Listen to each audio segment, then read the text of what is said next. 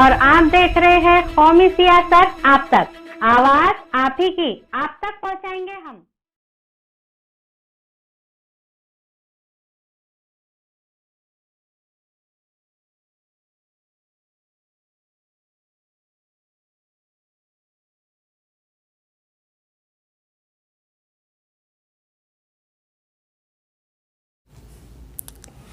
मैं महाराष्ट्र कांग्रेस महासचिव, कांग्रेस सेवा फाउंडेशन, इसका जो जिम्मेदार है तो देखिए 25 साल से तो हमारे चंद्रकांत खैरे साहब हैं।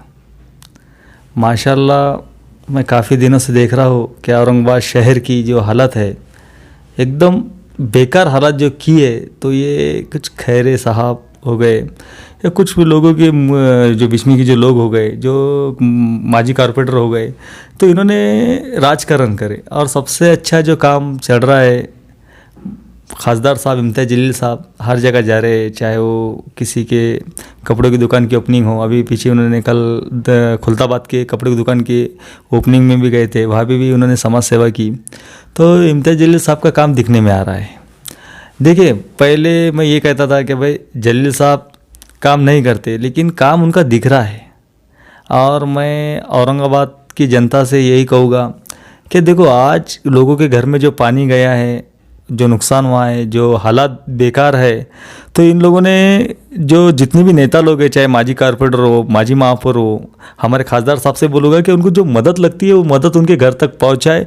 अपने पीए के पास से जिम्मेदारी ना दे, क्योंकि उनके घर तक मदद नहीं पहुँचती है। आप खुद जाके आपका जो जिम्मेदार आदमी है उसको ले जाके उसके घर तक, चाहे वो 100 में से 50 टके के नहीं होता, उनके घर में मदद आप पहुँचाइए। बस ये मैं कहूँगा। दूसरी बात ये है कि आज मैं देख रहा हूँ रोशन गेट, कटकटी गेट और शागन और ये जो इलाके, यहाँ के जो रोडों की हालत है कि आज 25 साल पुराना रोड आज भी वही है। जो एक्सीडेंट होते हैं, कई लोगों की मौत हो जा रही है और इसमें परेशानी हो जा रही है। किसी का दवाखाने का मसला है, जो महिला का मसला है, तो ये मसले में आज वो रिवर्स आ जा रहे हैं और दवाखाने में लगाने को पैसे नहीं, इतने बेकार हाल रोड के हो चुके हैं। तो मैं खासदार साहब से ये बोलूँगा कि उन्होंने वहाँ पे ध्यान देना चाहिए।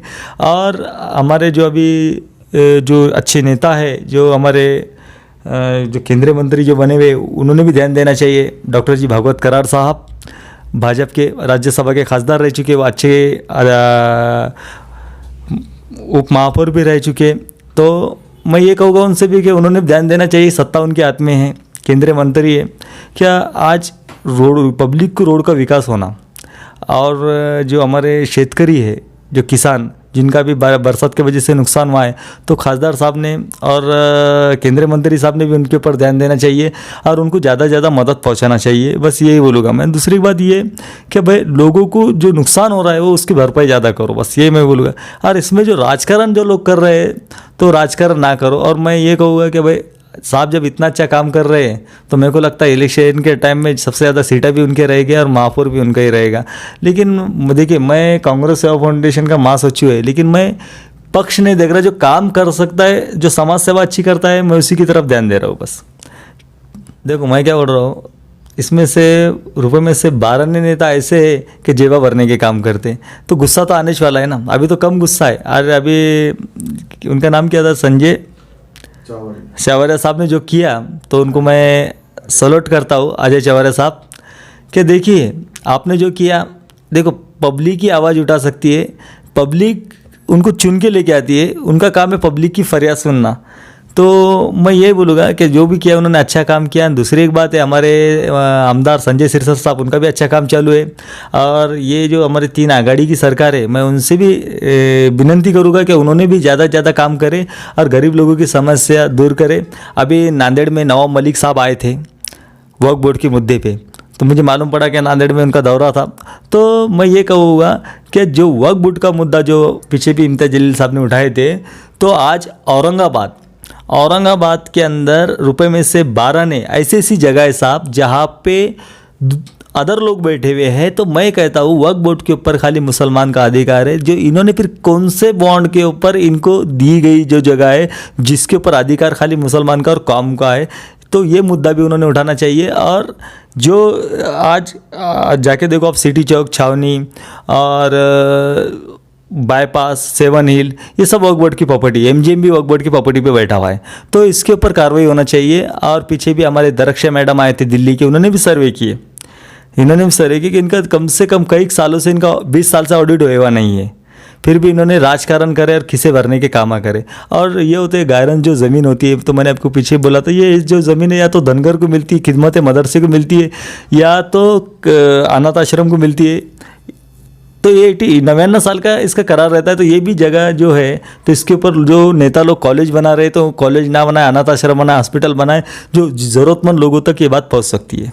ये मौलाना आज़ाद जो लोन था, तो उसके बेवा और अपंग के लिए 2 लाख रुपए लाई थी गवर्नमेंट ने। तो उसके ऊपर भी कई 5-6 हज़ार फाइलों का लोगों ने धंधा बना लिए थे। तो अभी जो मैम आई हुई है, तो मैं उनसे रिक्वेस्ट करूँगा कि भाई उन लोगों को दीजिए जो लोग ज़रूरतमंद है। पीछे जो 6,000 फाइल का जो घोटाला हुआ, वो घोटाला ये लोग तो दे नहीं सकते, लेकिन आप नए तरीके से नया काम शुरू किए, जिसका सिविल अच्छा है, जिसका रिकॉर्ड अच्छा है, आप उसको ही दीजिए।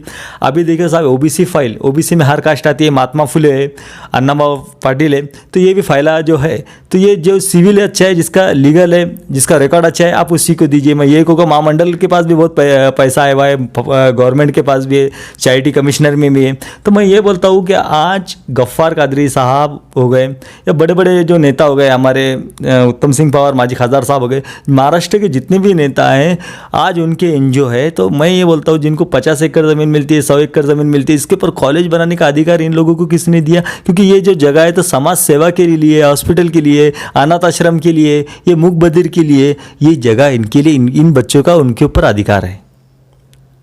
और मैं ये कहूँगा, कल हमारे डॉक्टर उमेर अहमद इलेसी साहब, कल हमारे एक उनसे बात भी हुई है, हमने वही भी कहा कि भाई कि कौम हो या कोई भी कास्ट हो, समाज सेवा को अपने को ज़्यादा से ज़्यादा सपोर्ट करना है और भाईचारा का करना है, कि जातिवाद का मुद्दा अपने को ख़त्म करना है। ये औरंगाबाद, ये संभाजी नगर, ये मत देखो, विकास की तरफ ध्यान दो, ये बोलूँगा मैं। देखो, अन्ना वो जो साढ़े है, उनको ब्याज नहीं है साहब, 10 लाख रुपए मिलते हैं, उनको ब्याज नहीं है। महात्मा फुले है, तो उनको भी सब्सिडी है, उनको भी ब्याज नहीं है।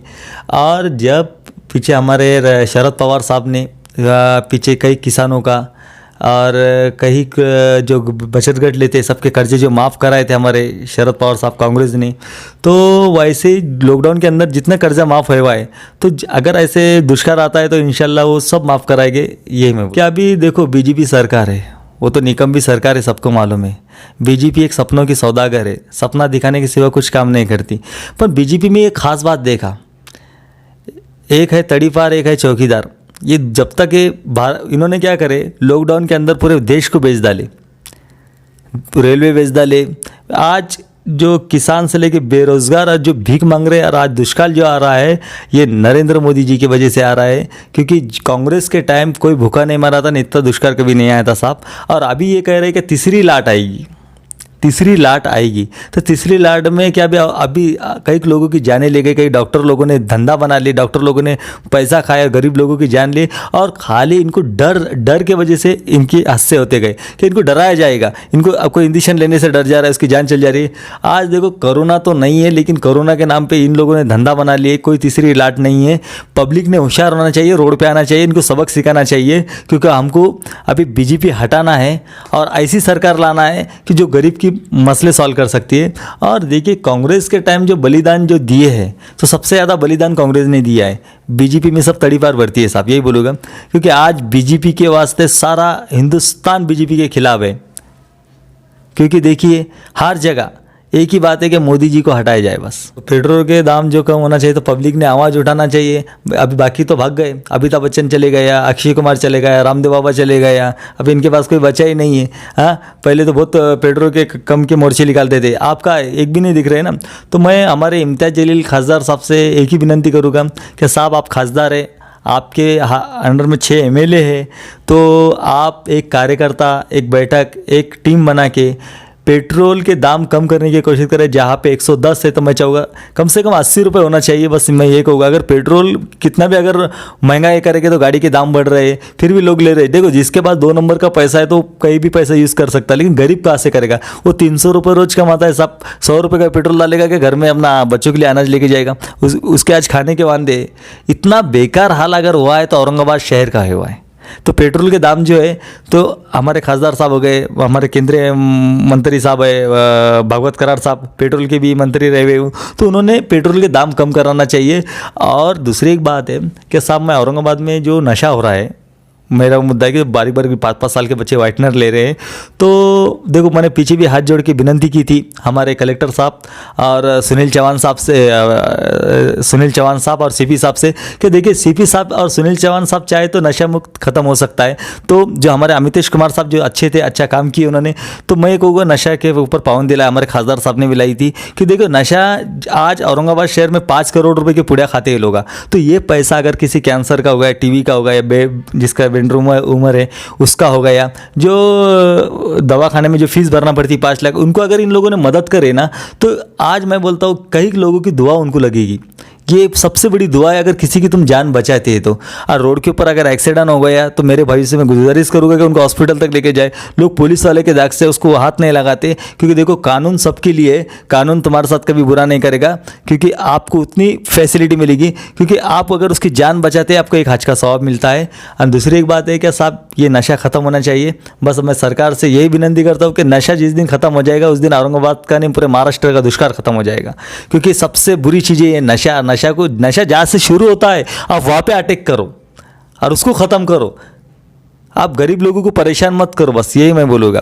और जो नुकसान हुआ है उन लोगों की भरपाई करके, खासदार साहब से भी बोलूँगा कि आप उनको, चाहे मेरे मुस्लिम भाई हो गए, उलमा हो गए, कि आप उनको गरीब से गरीब, ज़्यादा से ज़्यादा उनको राशन किट हो गई, पैसे हो गए, उनके घर तक पहुँचाइए। जो बेवा की बच्ची की शादी है, जिसका शादी के लिए पैसा नहीं है, तो उसकी शादी का खर्चा संभाले और एक कमेटी बना के इन लोगों की मदद करे, बस।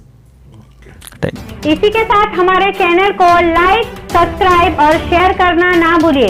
कौमी सियासत आप तक, आवाज आप ही की, आप तक पहुंचाएंगे हम।